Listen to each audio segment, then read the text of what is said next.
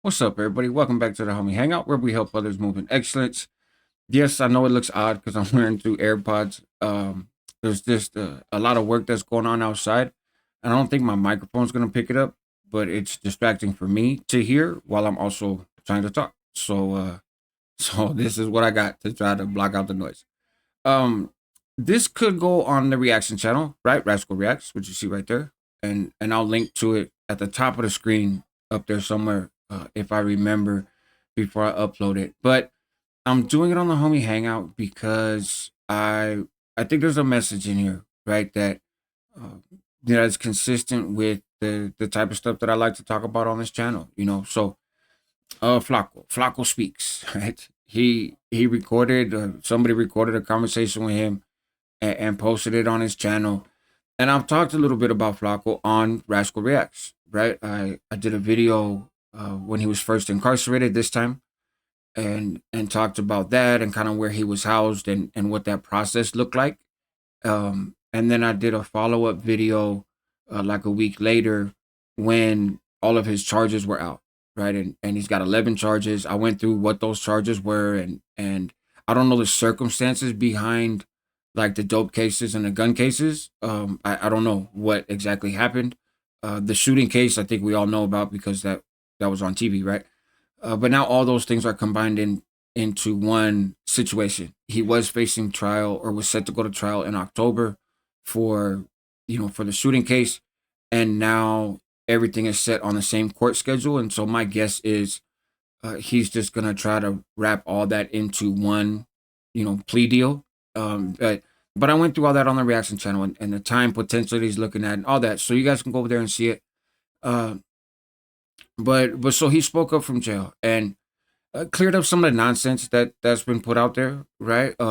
Just which I had also mentioned that there's some videos just didn't make any sense and didn't line up with what was publicly available information, and so he clarified that. And you guys can check out his video if you want the details. But what I wanted to highlight was kind of his message, and Flacco and I have a history, right? There's no shock to people that have been watching this channel for a while. We were locked up together as teenagers, right on our first main line. We went to AdSeg together and were cellies for a minute in there. And then ultimately he went to CMC East and I went to Sinners Valley, and we parted ways, right? And I think we corresponded like once through, a letter, right? A three-way through somebody on the outside when we first landed at our respective spots. But then after that, I had no idea what was going on with him or what happened with him. I was busy doing my time and dealing with my environment. When I came through the Corcoran shoe, he had apparently been there shortly before I was there, and my celly Carlitos knew him, and so was just like, "Hey man, you know this dude?" And yeah, I know him. He's cool, and he's like, "Yeah, he's cool," and that was kind of the extent of it, right? And then years go by, right? And shortly before he started a Convict Perspective, he had reached out. He was doing interviews and stuff on Tony's channel, and he got at me through Facebook. Right, I was sitting at the house and I seen a message, big old long message. Right, hey man, remember me, William Vick, blah blah blah. Um, let's connect. And so he came over. Right, I had him. He came over to the pad, and we talked a little bit about how his life had been from the last time I saw him as a kid. There were some details around. I knew he wasn't in good standing and wasn't in the mix. There was some details around exactly what that looked like that I didn't know at the time, but I didn't really care. Right, I'm not in prison. I don't live by prison rules. I wasn't tripping off this. It'd been years, Humps. Right, and so we just talked, and he was doing good in life. He was doing better in life in that moment than I was. Right, I had just gone through the divorce.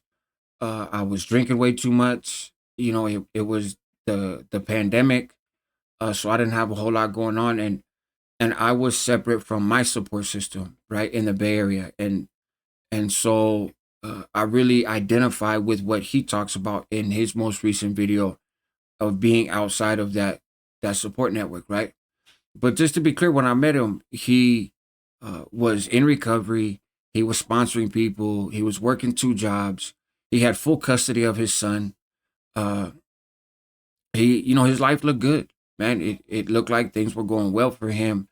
Never would have predicted that day that he'd be sitting in the county jail recording videos. And it's unfortunate. And he talks about his addiction and kind of clarifies what that addiction was. I knew that he had been struggling in the past, in recent history with the fent, with the fetty, I guess they call it.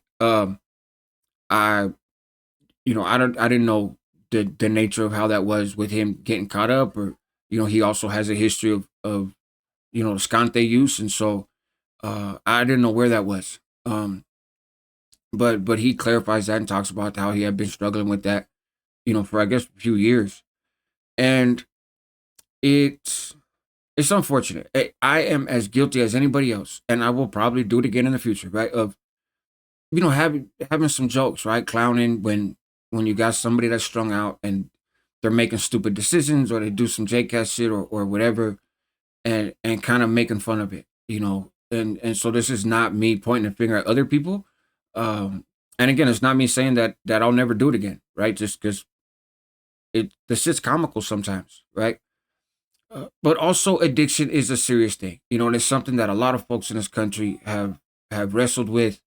I got my own history with alcoholism, right? That's my drug of choice, if you will, and so I've wrestled with that. I grew up surrounded by addicts, and so it's addiction is not a laughing matter, right? And he credits, if you will, his addiction for kind of taking him down this journey. And I think there's probably a lot of truth to that, but even more so being outside of his support system. And YouTube had a big role to play in that. Everybody's responsible for their own actions. They're responsible for the choices that they make. So you can't blame the internet. You can't blame, anything. We're all grown adults, and we make the choices in life that we make. And some of those choices produce great rewards, and some of those choices produce great consequences. And you own it all equally, right? That's part of what being an adult is. Uh, he did seem to kind of own some of that, right? And own that he had kind of lost his way. And I hope that he gets back on that path. I when I first saw that he had spoke out, I was like, man, where's this gonna go? And there is some hints in there of the defensive Flaco, right? Of man, I was this, I'm a tough guy with the business and all that. And you gotta have thick skin to be on YouTube. You gotta have some security about yourself, right? You got to know who you are and be comfortable with who you see in the mirror, because a lot of shit gets exposed on the internet, right? And people will call you out on stuff.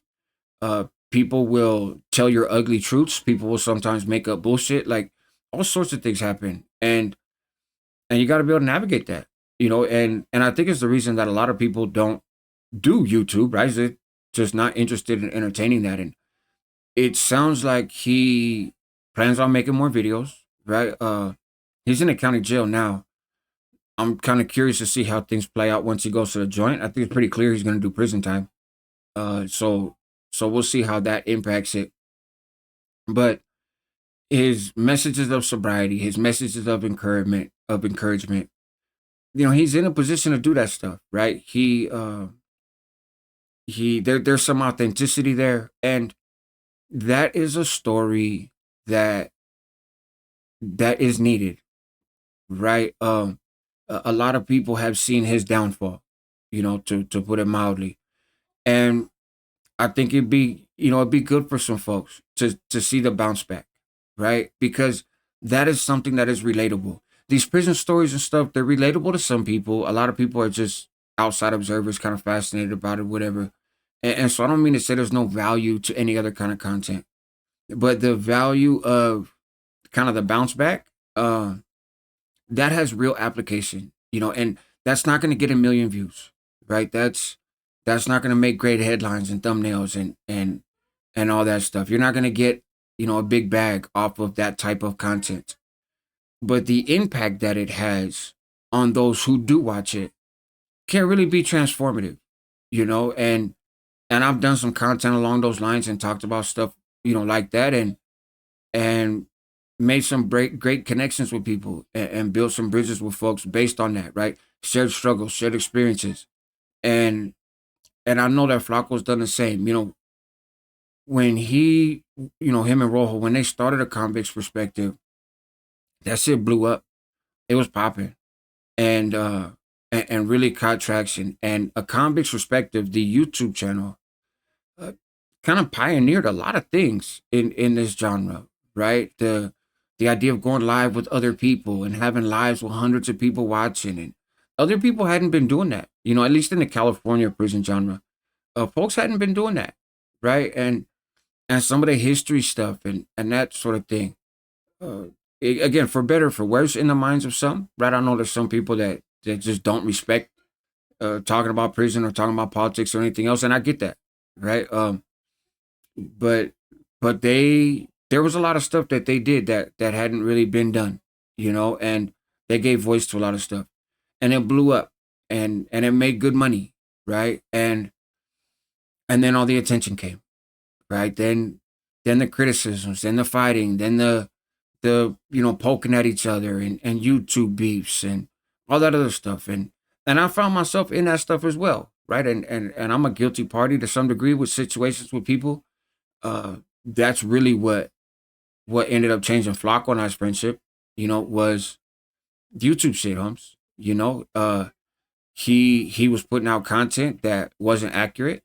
I knew it wasn't accurate, and instead of hitting him up privately or whatever, I there were times that I did, but I didn't like some of the folks that he was rocking with, and so I was like, fuck it, I'm gonna put him on blast, and I did, and he didn't like it, rightfully so, and so then he winds up saying stuff, and he went a little extreme and said some shit that he turned around later and was like, man, I know this stuff's not true, but it was beef, right? And when you're beefing with somebody, there's no rules, and it's kind of silly to look at it that way because it's the fucking internet.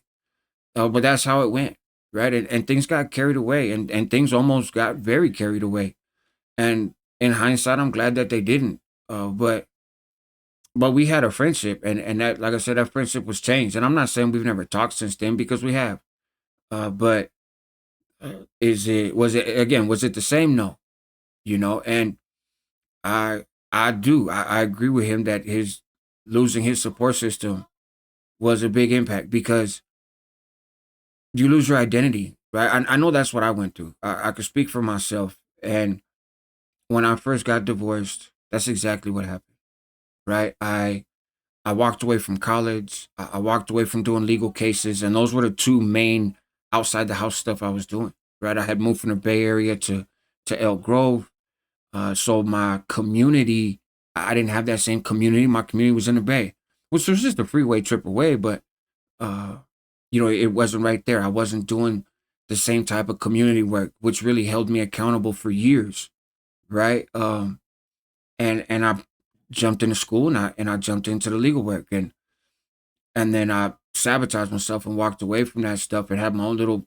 fucking pity party midlife crisis shit, and that's where things went south for me, you know, and I lost my way, and I wound up doing stuff that I shouldn't have been doing, and I was drinking too much, and running around in the streets, and just it finding myself back in a lifestyle that was so different than what my life had looked like, uh, from when I came home till that point. And I'd been home over a decade, by then.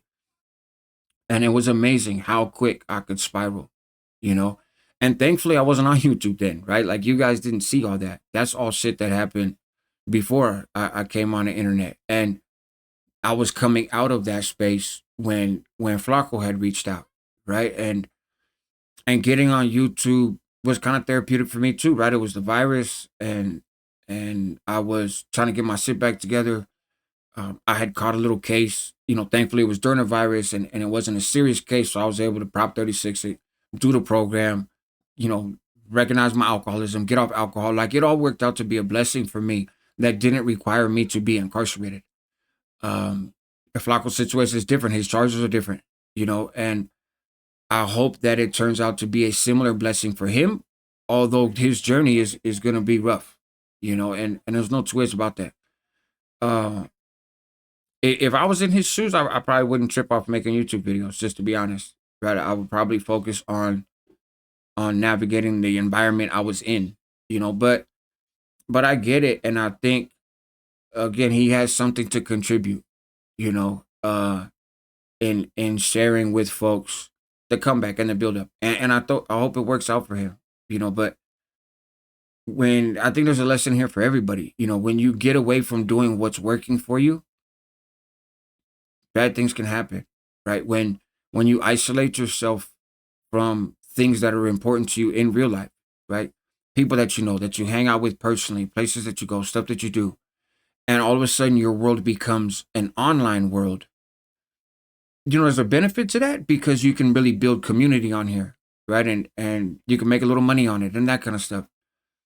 But when all your eggs are in that basket, man, it makes you a pretty fragile person, right? Because now you feel like you got something to prove, and now old attitudes come up, and that isolation, that's where addiction flourishes, right? In isolation or in toxic spaces, right, with other addicts.